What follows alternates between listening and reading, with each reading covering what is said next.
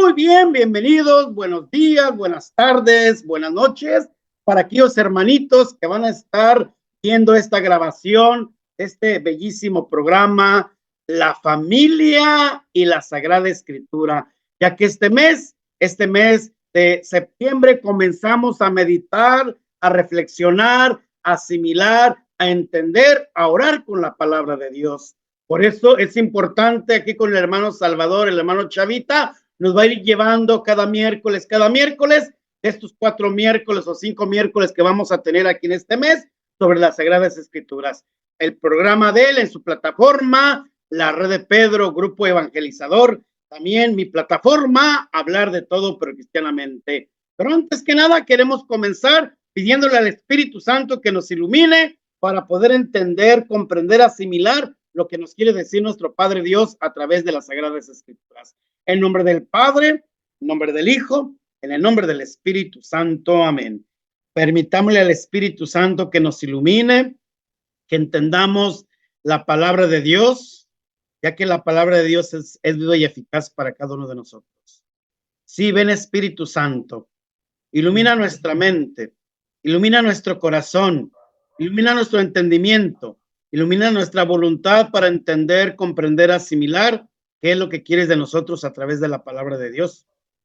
Te pedimos, Espíritu Santo, que nos ayudes, que nos ilumines, que nos mandes esa luz, esa verdad, que nos mandes esa vida que es Jesucristo nuestro Señor, que es el Padre, es el Hijo y eres tú, la tercera persona de la Santísima Trinidad.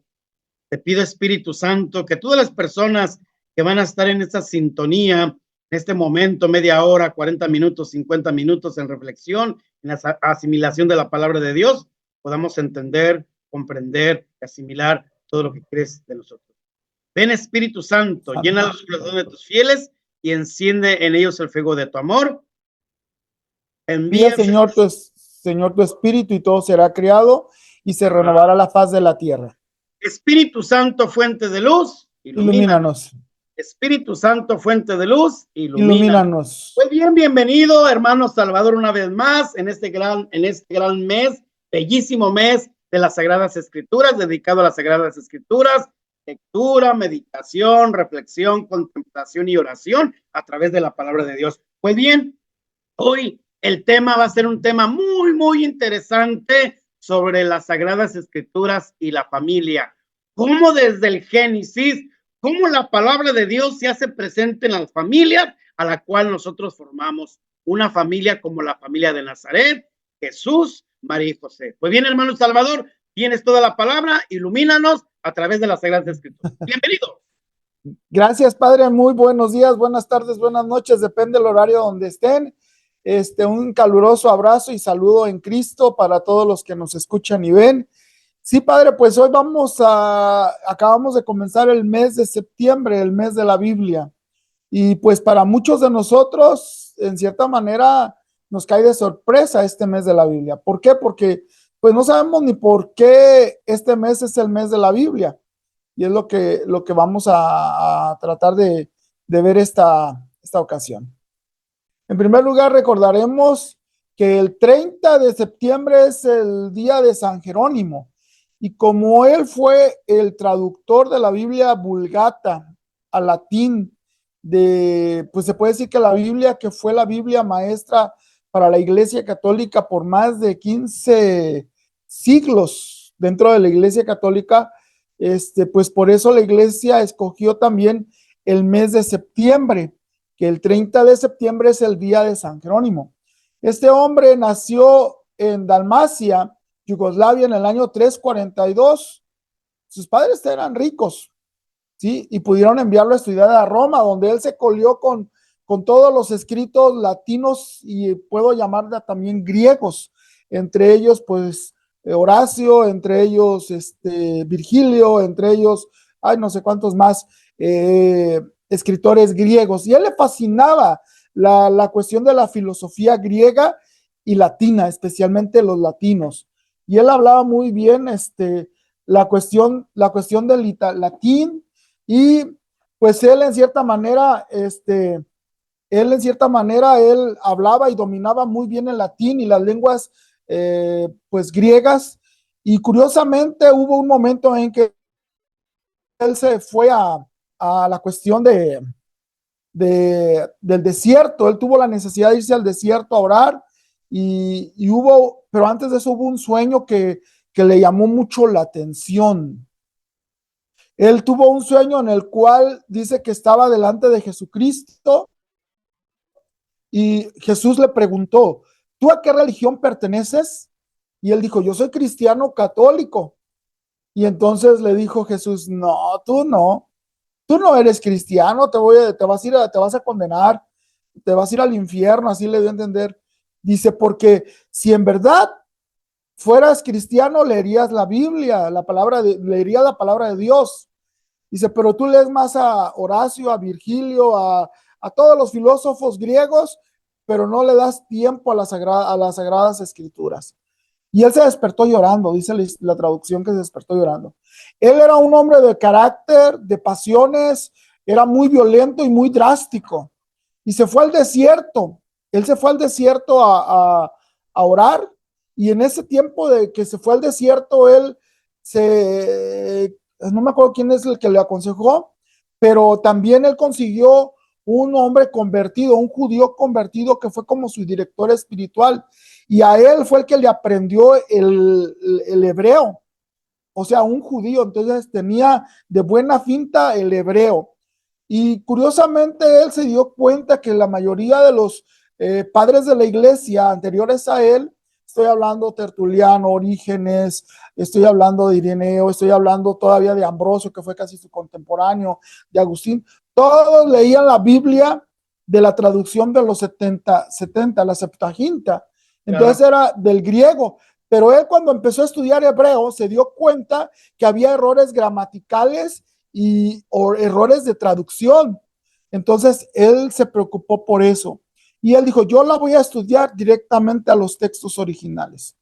Posteriormente, él empezó a tener muchos estudios de formación, pero antes de eso él tuvo batallas terribles, porque él estaba acostumbrado a las fiestas en Roma, a las fiestas paganas, y dice que cuando él estuvo en el desierto, él tuvo batallas de tentaciones sensuales, de tentaciones de vicio, que él las venció, él se golpeaba el pecho. Después un papa, no me acuerdo qué papa dijo, ve la imagen de San Jerónimo, una pintura, y dice, Jerónimo, si no hubiera sido por esos golpes de pecho que te dabas, no estuvieras aquí como santo, dice. El Papa Dámaso. El Papa Dámaso fue sí, pero ese fue su contemporáneo. Otro papa muy posterior, casi desde el año 700. Ahorita voy a hablar de San Dámaso.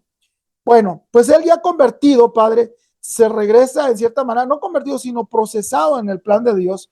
Él se regresa y la iglesia lo agarra como consejero a raíz de los idiomas que dominaba.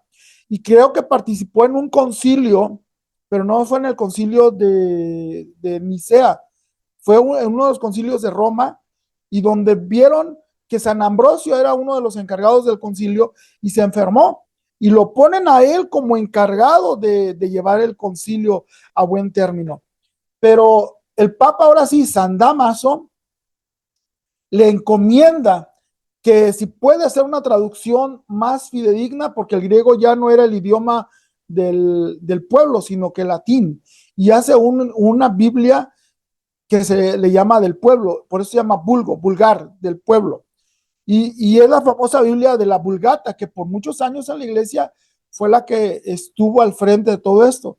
Y él trabajó mucho, pero no nomás eso, sino que el Papa San Dámaso en una de las cartas, no me acuerdo si es la 35 o la 36, le habla y le dice, mira, Jerónimo, yo veo que estás durmiendo, no has escrito, oras mucho, está bien, pero debes de escribir también. Y el Papa le mandaba preguntar, le hizo 5 preguntas, no me acuerdo ahorita de las 5 preguntas así certeramente, pero él le hace 5 preguntas muy fuertes. ¿Y por qué tuvo que morir Isaac? ¿Por qué se circuncidó a Abraham? ¿Por qué? Cosas así de que el Papa tenía dudas. Imagínense un santo padre con infabilidad y preguntarle a este hombre de Dios, pues era fantástico, ¿no? Y está escrito en sus cartas. Aparte de eso, él es ordenado en el año 40 Perdón, a los 40 años. Él fue ordenado cuando tenía 40 años, ya era un poco viejo para la ordenación. Y era muy drástico, era muy drástico. Hay unos comentarios que hace muy fuertes donde habla de las mujeres. Dice, las mujeres, ¿cómo dice? Tienen 3 manos. Fíjense cómo decía él, tienen 3 manos. Una mano era para la mano derecha, la mano izquierda y la mano de pintura, porque se utilizaba mucho maquillaje, mucho make-up. Dice, pero también a los hombres, a los esposos, decía, ustedes les gusta ser como los cerdos. Él era muy fuerte, muy rígido. Y sus hijas las tratan se preocupan más por la belleza de ellas que sean personas espirituales. Qué curioso, ¿no? Pero hay un detalle más sobre este hombre. Este hombre era tan fuerte y un día alguien le hace un comentario, ¿por qué te rodeas de tantas mujeres? ¿Y sabe lo que contestó? Porque los hombres no cargan la Biblia, no les da por estudiar las Sagradas Escrituras. Fíjense lo que dijo él. Dice, ¿por qué te rodeas de tantas mujeres? Y dice, no, pues es que los hombres no cargan la Biblia. El día que carguen, que lean la Biblia, no que la carguen, que lean la Biblia, en ese momento yo me injerto con los varones. ¿Por qué? Porque él, su ambiente lo había cambiado. Era una persona que tenía luchas, pero él sabía que con la palabra de Dios él podía trabajar mejor con todo esto. Al final, casi al final de su vida, quiero pensar que duró alrededor de casi 15 años en Belén, y en ese tiempo él tradujo la Sagrada Escritura. No era una cosa fácil, ni era una cosa de un día para otro, no era imprimirla, era escribir, traducir, pensar, reflexionar y hacer comentarios. No nomás hizo la Sagrada Escritura por 15 años, pero no nomás eso. Este hombre, imagínense el costo de la Sagrada Escritura, un trabajo que le vas a pagar a una persona por que haga un sueldo mínimo por 15 años, es un dineral hoy en día, y es lo que costaba. Por eso no cualquier persona tenía una Biblia en ese tiempo. ¿Por qué? Porque la Biblia era cara, y solamente en los conventos, en lugares religiosos existía la Biblia. Oye, en muchos lugares en Estados Unidos y en Inglaterra llegaron a ponerle cadena en la Edad Media porque se robaban las Sagradas Escrituras, porque era un libro caro y un libro codicioso, pero es un libro que ha cambiado a la gente de todos los tiempos.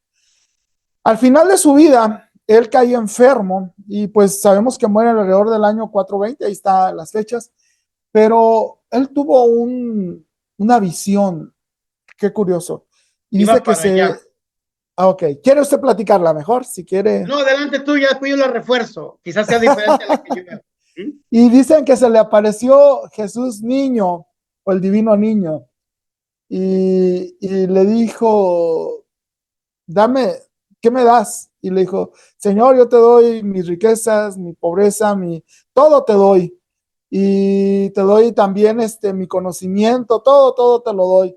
Y el niño Jesús le dice, tienes que darme algo más. ¿Qué te puedo dar más? Tus pecados. Dámelos para perdonártelos. Y así es lo que yo le entendí de esta historia. No sé si se quiere reforzarlo. Mira, es otra visión que él tuvo, San Jerónimo, cuando Navidad. sus últimos momentos. Dice que en una carta que escribió a Santa Eustoquia, Estoquia. Jerónimo le cuenta el diálogo aterrador que sostuvo en un sueño o visión. Sintió que se presentaba ante el trono de Jesucristo para ser juzgado. Nuestro Señor le preguntaba, ¿a qué religión pertenece? Él le respondió, soy cristiano católico. Y Jesús le dijo, no es verdad, que borren su nombre de la lista de los cristianos católicos. No es cristiano, sino pagano, porque sus lecturas son todas paganas. Tiene tiempo para leer a Virgilio, Cicerón y Homero, pero no encuentra tiempo para leer las Sagradas Escrituras. Se despertó llorando San Jerónimo, y en adelante su tiempo será siempre para leer y meditar libros sagrados, y exclamar emocionado, nunca más me volveré a trasnochar por leer libros paganos. A veces dan ganas de que a ciertos católicos les sucediera una aparición como la que tuvo Jerónimo, para ver si dejan de dedicar tanto tiempo a lecturas paganas e inútiles revistas, novelas, y dedican unos minutos más a leer el libro que los va a salvar la Sagrada Escritura, ¿verdad? Yo creo que muchas de nosotros debemos tener esa. Es la primera visión, sí es cierto, ya lo habíamos comentado, pero sí es cierto, padre. Yeah. Fíjese, padre, bueno, este es desde la perspectiva católica. Nosotros tenemos la perspectiva católica de celebrar en septiembre el mes de la Biblia, pero los protestantes también la celebran, especialmente lo que es la Sociedad Bíblica Unida, y es por la famosa Biblia del Oso. En el 26 de septiembre de 1569 se terminó de imprimir la primera edición de la famosa Biblia del Oso en Suiza. Esta Biblia tiene en la portada lo que es un oso con una miel, recordando lo que dice el Salmo, si no mal recuerdo, 18 y el Salmo 119, sobre que la palabra de Dios es como un panal de miel, dulce a nuestro paladar. Entonces, a raíz de eso, esta Biblia tiene su historia también, dentro de la sagrada, de la historia de las traducciones, para bien, para mal, porque esta Biblia, en cierta manera, fue la Biblia que se le llama la Biblia de la Reforma protestante. Es la base de todas las iglesias protestantes habidas y por haber, que están fuera de la iglesia, y especialmente las versiones fueron, esta es la Casiodoro de Reina, años después se hace una revisión, y ya se le llama, no Casiodoro, se le llama Cipriano de Valera, Casiodoro de Reina, y después se hace la traducción de esta misma versión en los años 60 y se llama la versión 60, que está muy proliferada por toda América Latina, esta Biblia. En Estados Unidos, esta misma traducción, que viene siendo en el texto griego, se le llama el Textus Recetus, viene siendo la famosa Biblia de King James, del rey Jaime, pero es la misma en inglés y en español. Y curiosamente ellos han traído, lo único que puedo decir que pueden tener unidad los protestantes es por esta Biblia, porque de ahí más se han dividido, y yo llego a pensar que a veces esta misma Biblia es la que ha causado más divisiones que otras traducciones. Entonces, esto es lo que ellos celebran también, pero celebrarla desde esa perspectiva con los protestantes sería también decir, aceptamos su ruptura con nosotros, con la Iglesia Católica. Pero eso es otra situación, ¿verdad? Ok. Yo pienso que este mes debería de ser un poquito más de leer más la Sagrada Escritura. El Papa Francisco ha declarado que, si no mal recuerdo, el segundo domingo de tiempo ordinario, creo que es el domingo de la palabra de Dios, si no mal recuerdo, es el segundo domingo de tiempo ordinario. Y es curioso que, pues, en muchos lugares se pone el altar de la Sagrada Escritura. Dentro del templo católico de nuestras parroquias, de nuestros templos, hay 3 altares, ya lo habíamos comentado, o lugares litúrgicos. El otro día mi párroco me dijo, no son altares, son lugares litúrgicos. Para mí son altares, ¿por qué? Porque un altar es donde se manifiesta Dios, o donde Dios se hace presente en la comunidad. Y para mí son 3. El primer lugar es el ambón, porque es la palabra de Dios. Por eso se le pone flores, por eso se le pone, se puede decir, un mantel. Por eso llega un momento en muchos lugares que llegan a ponerle el cirio de ese lado o velas. Y es el lugar donde se besa la palabra de Dios, donde el diácono, el sacerdote y el obispo llegan a besar la palabra de Dios. Es un lugar donde está el leccionario seleccionado con las lecturas de la Sagrada Escritura perfectamente ya acomodadas para la liturgia. Por eso para mí es un altar, porque ahí está Cristo palabra o Cristo profeta. ¿Sí? El Cristo profeta. El segundo altar es el altar que viene siendo el altar mesa, que viene siendo, ahí se junta Cristo sacerdote, Cristo altar y Cristo Eucaristía, Cristo ofrenda, altar, sacerdote y víctima. Ahí se fusionan en cierta manera, Y el sagrario para mí no puede llegar a ser un altar, sino más bien es un lugar donde se reserva lo que está en el altar Eucaristía. Y el tercer altar es la sede. Oiga, pero no se le ponen flores. Pues no, no se le ponen flores. Pero se besa. ¿Sí? ¿Cómo que se besa? Sí, pero no dentro de la celebración. Se besa la mano al sacerdote, bueno, era la costumbre española, y Anteriormente, todavía, anteriormente, pero todavía al Papa se le besa la mano, el a anillo. los el anillo pastoral, pero es de entender Cristo Rey o Cristo que sirve. No es la sede no es un trono, pero sí de entender que es donde está el que preside, el que manda, el que gobierna la celebración. Y el altar mesa también se besa, el sacerdote lo besa al entrar y al salir, como un símbolo de Cristo. Y es más, los acólitos, cuando pasan entre un lugar a otro, en vez de hacer la reverencia al sagrario, lo hacen al altar, porque es Cristo. ¿Sí? A mí me llama la atención que muchos altares, antiguamente, padre, los sacerdotes ponían una cosa que era un ara, es como un mosaico de 30 centímetros más o menos, donde había la reliquia de un santo y el obispo lo ungía con el crisma, y los padrecitos cuando iban de una capilla a otra se tenían que cargar ese ladrillito, y ahí era donde consagraban, ¿sí? Pero es lo mismo, o sea, los tres altares. Y curiosamente nosotros en el bautismo tenemos los símbolos de esos tres altares: Cristo profeta, Cristo Okay, sacerdote y Cristo rey. ¿Cómo claro. ve? Entonces, pues ahí tenemos ya estas perspectivas de por qué celebramos el mes de la Biblia. ¿Quiere añadir usted algo, padre? No, ante todo, creo que es un mes muy importante, tú lo has dicho, donde todas las familias en nuestros hogares debemos de tener la Sagrada Escritura abierta. ¿Por qué abierta? Porque la misma palabra de nuestro Señor Jesucristo, creo yo que me vas a corregir en Juan capítulo 1 que dice, desde el principio Era existía el el verbo, verbo. que era la palabra, ¿verdad?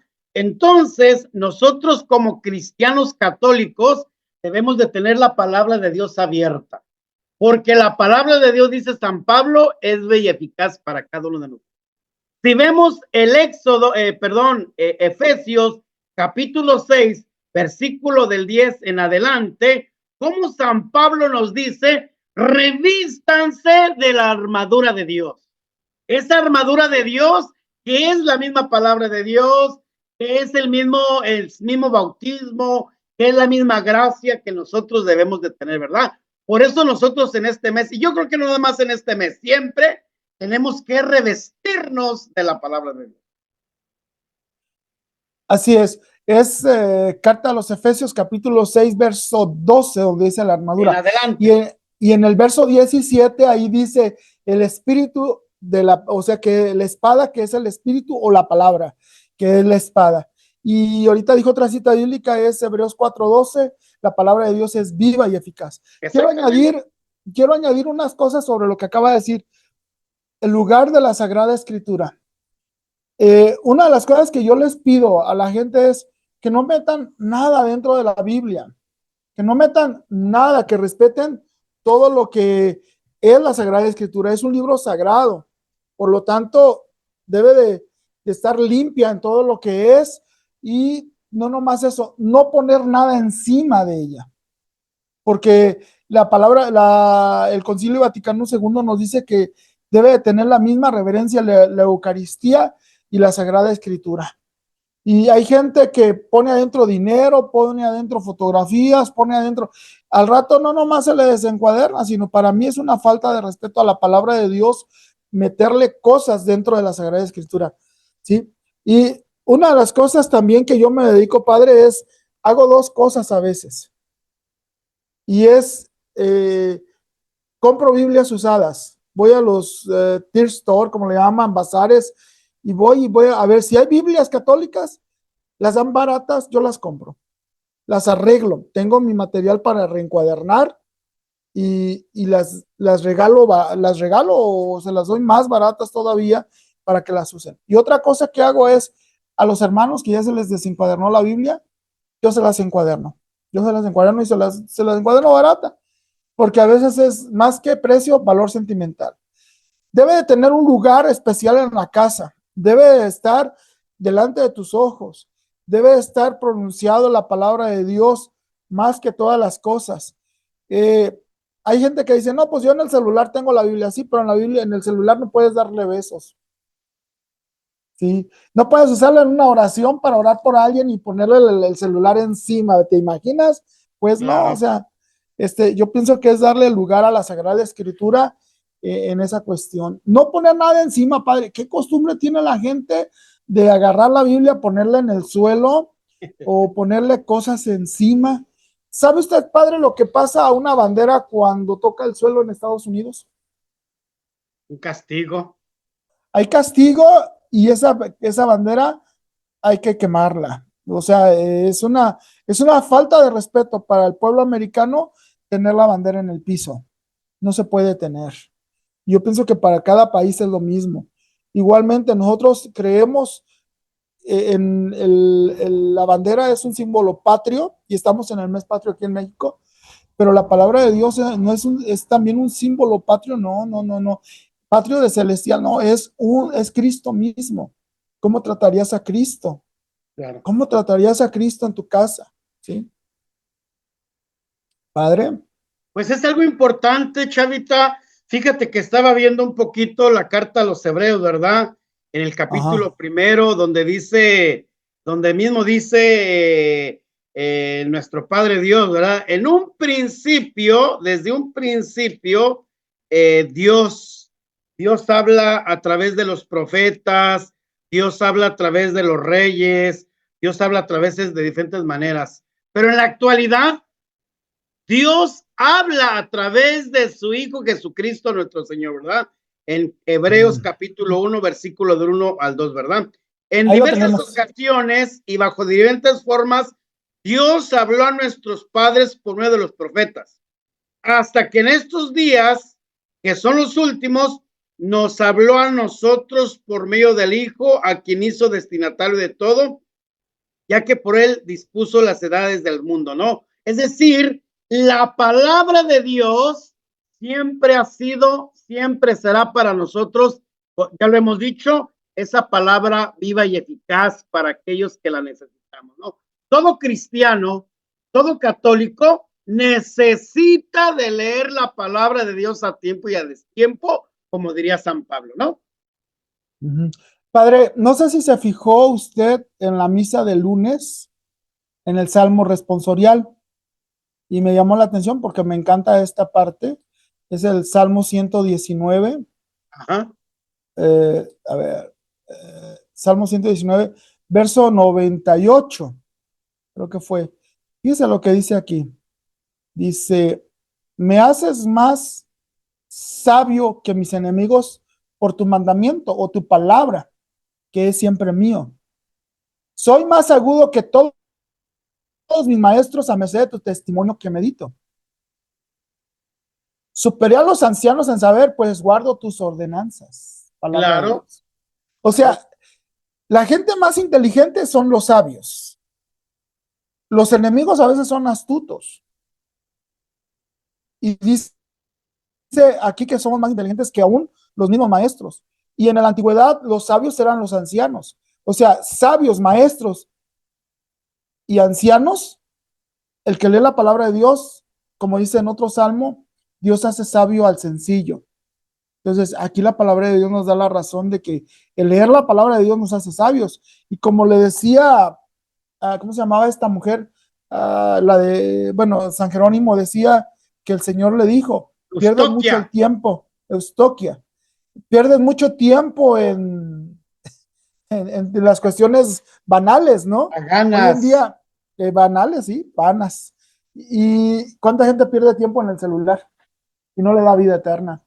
Y el detalle no es que ya no veas el celular, el detalle es que tengas la palabra de Dios en ese momento para que tengas vida eterna. No es que dejes de ver el celular, porque hoy es imposible, ya sea para la hora, para lo que ocupes, pero yo pienso que debes de apartarte un rato y tener este alimento de la palabra de Dios. Claro. Si el cuerpo ocupa 3 momentos y hay gente que utiliza hasta 5 para alimentarse, el alma cuánto ocupa para alimentarse.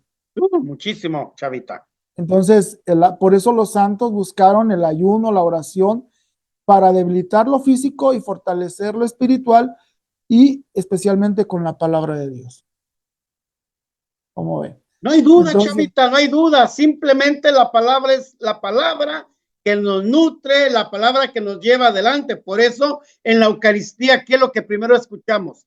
La palabra de Dios, y a través de esa palabra de Dios contestamos con el Salmo, y en el caso de fiestas, solemnidades y domingos, escuchamos una segunda lectura que es del Nuevo Testamento, y después escuchamos el Evangelio, ¿verdad? Es decir, la palabra de Dios es tan rica en contenido que muchas veces nosotros perdemos ese alimento espiritual, ese alimento de la palabra, porque ese alimento nos da la fuerza para seguir adelante. así es. Sí, padre, pues así está la situación de la cuestión de las Sagradas Escrituras. Y este mes, pues invitamos a todas las personas a que lean la Sagrada Escritura, que no se queden atrás, ¿sí?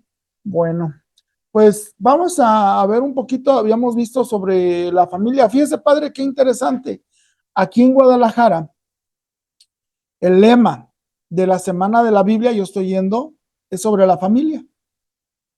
Los 5 temas es sobre la familia, y ya los comenzamos. Ahí tengo el material de lo que están viendo mis hermanitos. Yo estoy yendo a apoyar, y es sobre el tema de la familia, la estructura especialmente sobre la familia. Y pues es interesante reconocer, por ejemplo, el primer día estuvimos viendo lo que era el Génesis en el capítulo, si no mal recuerdo, 1, 2, 18, pero vamos a ver primero el 27. Dice la palabra de Dios, dice aquí, dice, y creó Dios al hombre a su imagen, de Dios los creó, macho y hembra los creó. Esa es Biblia latinoamericana. No sé cómo venga en la Jerusalén. Vamos a ver si la tengo. Tengo 100 Biblias aquí, padre. No se ven, pero Qué son 100 bárbaro. Biblias. 100 Biblias y libros de comentarios.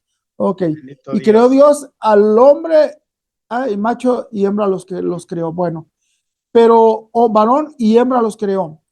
Y dice en el verso 28, y bendíjoles Dios.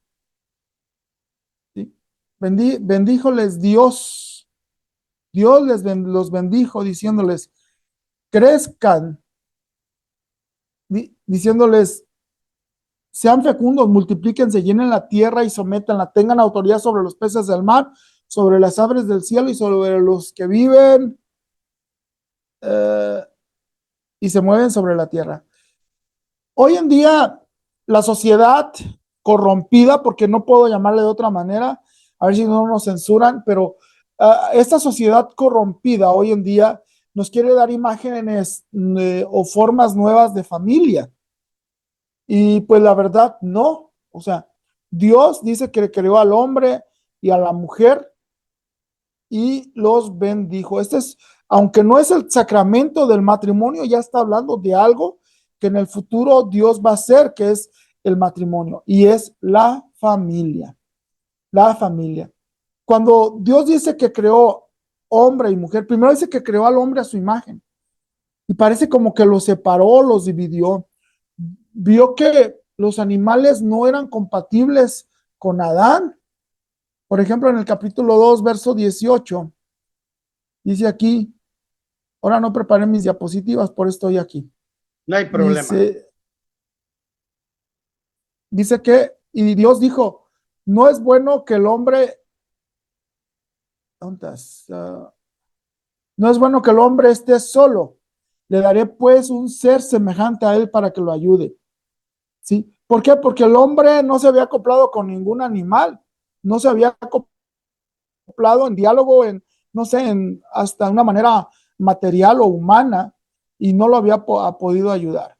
Qué curioso, porque dice aquí, entonces Yahvé formó, dice que a todos los animales del campo y las aves, y los llevó ante el hombre, y el hombre y el nombre, ¿cómo dice? Y el nombre de todo ser viviente que había ay, perdón, es que no alcanzó bien. Y el nombre de todo ser viviente había de ser el que el hombre le había dado. Bueno, o sea, le dio el nombre aquí. Pero el hombre no se acopló con ningún animal, dice. El hombre puso nombre a todos los animales, a las aves del cielo y a las bestias salvajes, pero no encontró ninguno que fuera su altura y lo ayudara. Entonces, Yahvé hizo caer en un profundo sueño al hombre, y este se durmió y le sacó una costilla y rellenó el hueso con carne. ¿Por qué con una costilla? Yo estuve buscando en estos días algo que leí hace mucho, no lo encontré, pero encontré pistas. Cuando hacen un injerto, padre, de oído, de la oreja, no del oído, de la oreja, del cartílago que tenemos para oír, o de la nariz que le llaman rinoplastía, ¿sabe de dónde lo sacan? De la costilla, el cartílago de la costilla. ¿Por qué? Por dos cosas. Número uno, lo sacan de la costilla porque la costilla se vuelve a restablecer, se vuelve a reproducir, tiene como un tipo de células madre. Y no nomás eso, agarran el pedazo de hueso, lo injertan en el brazo, agarran el huesito del cartílago de la costilla y lo redondean, no sé, ¿cómo le podremos llamar? Le dan la forma del oído y lo implantan otra vez en el brazo. Y lo dejan un tiempo, hasta yo pienso que semanas, y lo sacan, ya viene la forma del oído lo más parecido al que tenía. Y no más eso, es compatible. ¿Por qué? Porque no viene de una cosa externa. Entonces, por eso dice Adán, es carne de mi carne y hueso de mis huesos. En pocas palabras, era parte de él, la mujer era parte de él. Ahora, ¿cuántas costillas tiene el hombre y la mujer? Tiene 24, 12 y 12. Porque la costilla que se le pudo haber sacado a Adán, si es como hacen hoy los médicos, este tipo de injertos, es probable que se restaure y no va a haber falta nada. Dios era sabio. Dicen los judíos, creo que es en el Talmud o en la Misdra, dicen los judíos que Dios no sacó a la mujer de los ojos para que no ande de fisgona. Eso dicen los judíos, ¿eh? No la sacó del oído para que no ande de metiche. No la sacó de la boca para que no ande de habladora. No la sacó de los pies para que ande de casa en casa. ¿De dónde la sacó? De la costilla. ¿Por qué? Porque es la costilla. Y no la sacó del corazón para que no ande amando a medio mundo, sino a su marido. La sacó de la costilla, que es la parte más cercana al corazón. No es autoridad, pero tampoco es pies. Es una persona a la medida del varón. Y no nomás eso, la costilla es una de las partes ocultas. Aún cuando uno anda sin ropa, muchas de las veces la parte de las costillas no se ven tan fácilmente. Sí, claro, hay gente que tiene está muy delgado y se les alcanza a notar. Pero en la parte donde se cree que se sacó la costilla, son suposiciones judías. Es la orilla que va hasta abajo, que es de donde sacan el oído o la nariz, como le decía hace rato, para los injertos. ¿Cómo ve, padre, de esto? No oigo. Es una cosa excelente la gran naturaleza de nuestro Padre Dios. Por eso, dice un gran escritor, On Mandingo, tú eres el milagro más maravilloso de Dios. Tienes manos, tienes pies, tienes corazón, tienes mente, tienes ojos, tienes oídos. Por lo tanto, esa gran maravilla que eres tú, eres el milagro más maravilloso que Dios hace contigo. Por eso Dios los hizo maravillosos. Y un teólogo dice, yo diría maravillosísimos. Nosotros somos maravillosísimos ante los ojos de Dios. Por eso tenemos que respetar nuestro cuerpo, tenemos que respetar nuestra esencia y ante todo tienen que respetarse marido y mujer, mujer y marido, ¿no? En una relación de noviazgo tenemos que tener un respeto, en una relación de matrimonio tenemos que tener respeto porque Dios los une, Dios los saca, pero Dios los une, como dice en el Génesis 2:24, ¿verdad? Por eso el hombre deja a su padre y a su madre para unirse a su mujer y pasan a ser una sola carne. Desde ahí viene la familia, porque diría su santidad San Juan Pablo II de feliz memoria, la familia es la iglesia doméstica de Dios.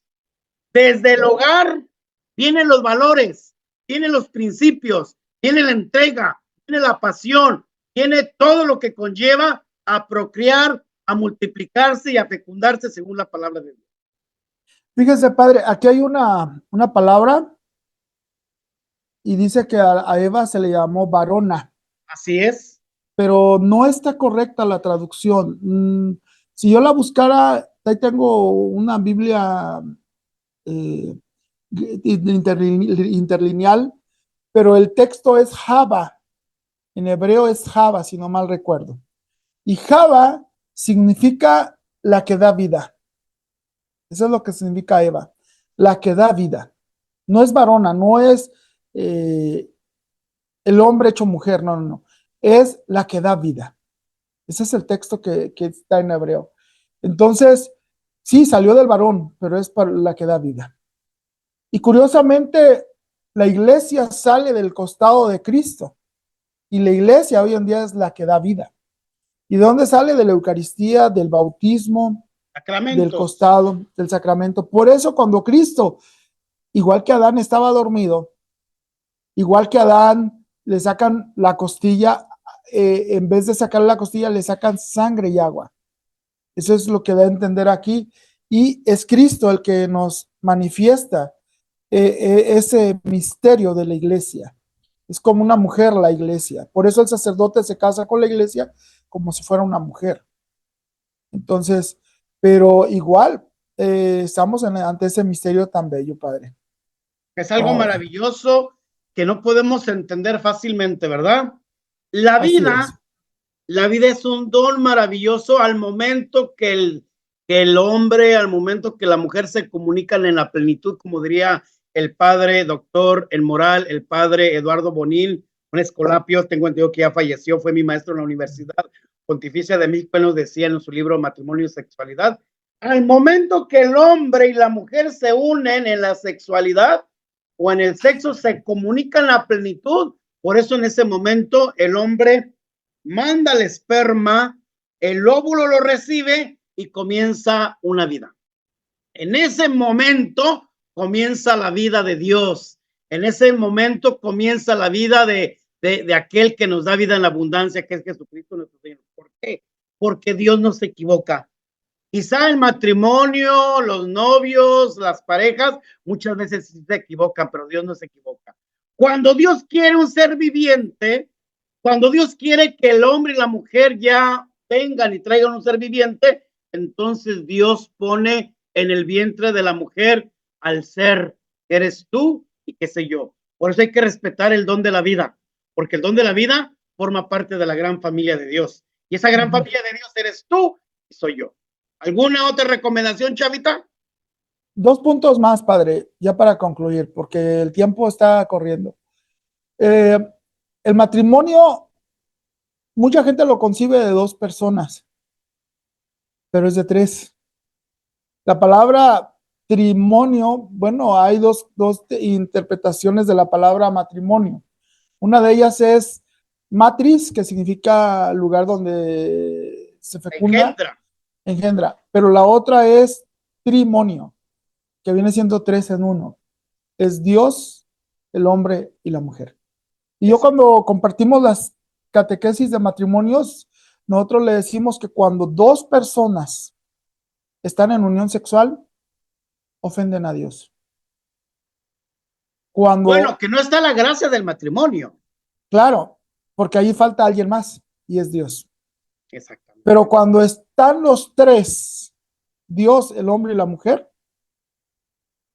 ahí Dios se santifican. Cada vez que tienen relaciones sexuales una pareja correctamente, porque hay incorrectas, hay correctamente se santifican.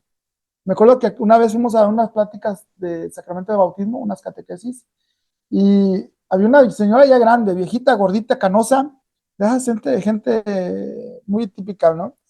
Y le da el codazo al marido y dice, ¿ves? Hay que santificarnos más seguido. Pues sí, pero ese es un punto. El otro punto, me acuerdo de una gran mujer, no sé si usted la llegó a conocer, la doctora Emma Godoy. Ella decía que ¿dónde está el altar de Dios? En el templo ya vimos que hay 3 lugares donde Dios se manifiesta, pero en el lugar, ¿dónde está el altar de Dios? En donde tienes tu altarcito con tu Cristo, con tu Virgencita en la sala, no. En la mesa tampoco. ¿Dónde? Habla a su micrófono. Tus hijos son el primer altar, tu esposo, tu esposa y tú. ¿Sabe dónde, padre? En el lecho conyugal, en la cama. Porque Bueno, ahí de ahí el viene. hombre, la mujer y Dios se unen para dar vida. El Papa nos ha dicho, y en Humani Vitae, que seamos abiertos a la vida. Y cuando el sacerdote hace, ¿cómo se dice? Proclama Promesas. las promesas, los votos matrimoniales, Celibato. están dispuestos a ser abiertos a la vida y dicen que sí, y a la hora, no, se rajan. Entonces, y ahí vienen consecuencias, sí, estamos hablando de una implosión demográfica. Vean Italia, vean España, vean Alemania, países de ancianos donde no hay niños, gracias a esas famosas campañas de anticonceptivos pagadas por los ricos de arriba, que los anticonceptivos no son baratos, donde te dicen que la familia pequeña vive mejor, pocos para darles mucho, y cositas así que hoy en día estamos llevando las consecuencias. Esta generación de mi generación, en 10 años vamos a ser ancianos. Quizás enfermos, con enfermedades seniles. Las preguntas son 2. ¿Quién nos va a mantener y quién nos va a cuidar? Si nomás tuvimos un hijo o 2 hijos, ¿quién nos va a mantener? ¿O trabajan o nos cuidan? ¿Y quién nos va a dar la economía? Porque no hay Claro. es un problema social serio. Entonces, hoy en día, los países europeos y aún, perdónenme, Estados Unidos tiene ese problema. Hay mucho anciano, no hay muy poco niño. Bueno, padre, yo con esto concluyo. Pienso que ya es mucho. Y yo a las 12 aquí en Guadalajara me pasa como la Cenicienta. Todo se me convierte en calabaza. Bárbaro, Chavita, pues gracias una vez más por esta gran compartir desde la palabra de Dios, la familia y las sagradas escrituras, ¿verdad? Es importante que nos demos cuenta de cómo el Señor actúa en cada uno de nosotros. Y una vez más, hermanos, hermanas, les invito a que tanto la red de Pedro, Grupo Evangelizador y Hablar de Todo pero Cristianamente, le den like. Suscríbanse a nuestros programas, toquen la campanita que nuestro hermano Chava tiene, toquen la campanita y ante todo compartan para hacer más. Me da tanta tristeza que solamente nos vean, bueno, aquí en mi programa Hablar de Todo, el hermano Chavita tiene más, pero conmigo 50, 60, 70, casi tengo ya 700 suscriptores. Yo creo que estos 700 suscriptores tendrían que haber visto ya este programa. Ojalá, como le decía esta visión a San Jerónimo, ¿verdad? Lees, ves la televisión, escuchas música, pero no te interesas por la cultura cristiana, la cultura católica, el celular, por supuesto. Yo te invito a que nos den los comentarios. Comenta, pero también comparte con todos tus conocidos, todos tus contactos para hacer más y más y más. Y ante todo, le agradecemos a nuestro Padre Dios por este momento diciendo, Padre nuestro que estás en el cielo, santificado sea tu nombre. Venga a nosotros tu reino, hágase tu voluntad en la tierra como en el cielo. Danos hoy nuestro pan de cada día, perdona nuestras ofensas, como también nosotros perdonamos a los que nos ofenden. No nos dejes caer en la tentación y líbranos del mal. Amén. Adelante, Chavita, ¿querías decir algo? No, le estaba diciendo de Dios. Oh, que bueno, Dios... pues adelante, echémosle ganas y una vez más, nos vemos en el siguiente programa el próximo miércoles, la familia y las sagradas escrituras. Así es. Dios los bendiga en nombre del Padre, en nombre del Hijo, en nombre del Espíritu Santo. Amén. Tu Amén. amigo Salvador Sandoval, de la red de Pedro, Grupo Evangelizador, y nuestro hermano sacerdote en gracia de Cristo, Pablo de Tarso, pero conocido por el padre Ismael Muñoz Gaitán, el padre Mayito. Hasta el próximo video. Bendiciones. Dios los bendiga.